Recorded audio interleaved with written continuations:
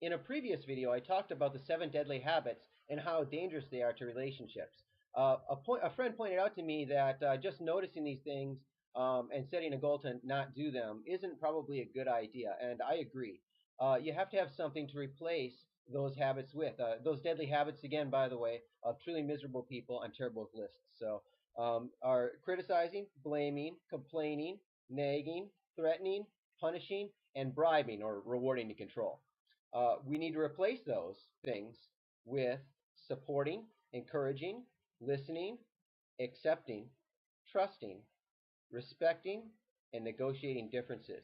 If you can do those things in place of the other things, you'll find that your relationship goes a lot more smoothly. And it's not as hard as you might think. Let's say the behavior is your significant other is on the cell phone when you're talking. That really irritates you because you feel tuned out. If you are our natural urge might be to use those habits, to complain about how they're always on the phone, or to nag them how they never listen to you.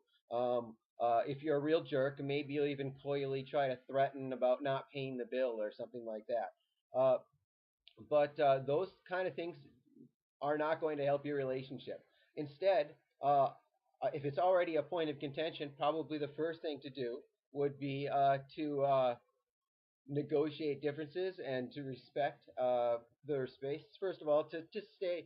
I respect that you can be on your phone whenever, and but I don't like talking to you when you're on the phone. So, uh, is there some way we can work this out?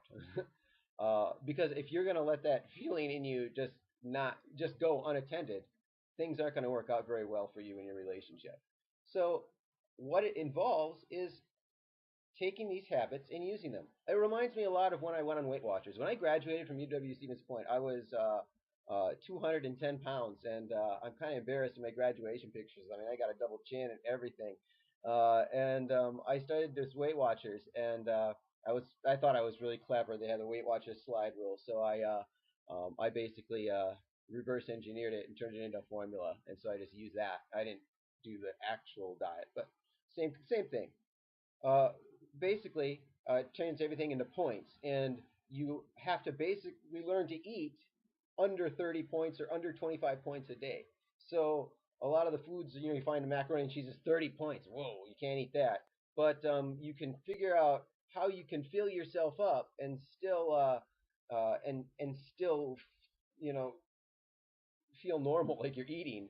And when you do that, it really changes the way you look at food. By week 2, I really didn't crave pizza or anything like that. So, believe it or not, it only takes 2 or 3 weeks to start seeing real difference in the way your brain thinks. Uh, we are all more flexible than we think. One of the things you want to keep in mind when you're trying to reprogram your brain is you want to change your interaction in a way that changes your feelings. But that doesn't mean you should lose touch of how you actually feel. If your behavior and your feelings are worlds apart, that's an accident waiting to happen.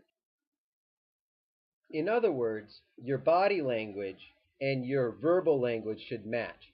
You're going to send a mixed message if you say that you're okay with something and you're trying to accept something when really deep down you don't really feel you can accept it. So you're doing both of you a disservice when you do that. That's why it's very important to keep in touch with your feelings, because if you're just going to keep giving like that, that's on the way to a blow up.